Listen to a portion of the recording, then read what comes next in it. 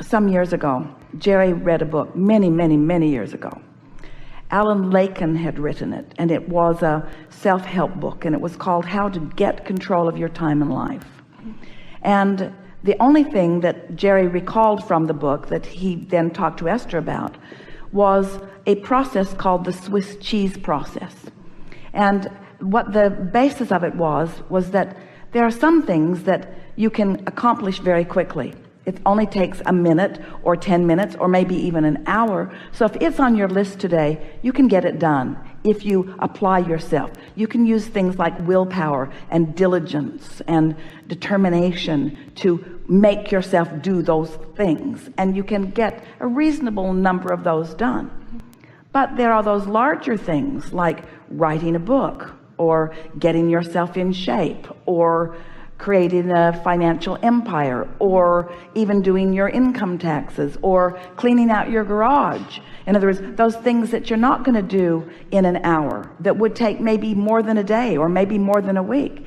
And so those are the things that you tend to not apply yourself at. You procrastinate. You don't make any effort. And so he suggested that you take those big things and you break them down into smaller things. So Esther takes a big piece of paper and she puts holes all over it, making it look like Swiss cheese, and then writes all of the different aspects of everything about this project. What's it going to take to do all of this? And then when she looks at it, she just picks one of those and asks herself if she feels like doing it.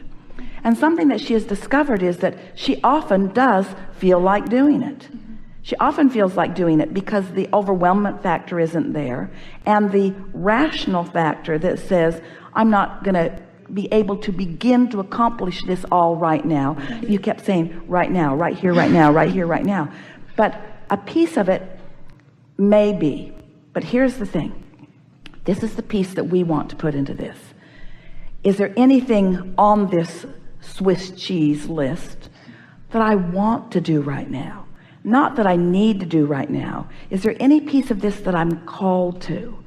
And what Esther's discovered is, yeah, she keeps feeling called to that and called to that. And sometimes she'll sit and she'll complete 3 or 4 things in one day as she's moving about, because she wants to do it, not because she needs to do it. And that really is the key. It's another way to overcome resistance. It's sort of like the placemat process that we talked about before, where in a feeling of overwhelmment, delegating it to the universe, don't assign it to yourself. So did anything shift in that conversation? It did, just the feeling of, because everything that I feel like I must do next for this one particular company, Lesson Stop, is I don't want to do. But I'm certain that if I lay it out in a map the way that you suggested, there will be things. So what's this conversation saying? Always follow your path of least resistance. Let's take this further. We've not had this conversation before with anyone. Let's take this further. Why take the path of least resistance? Because it's the only choice you have.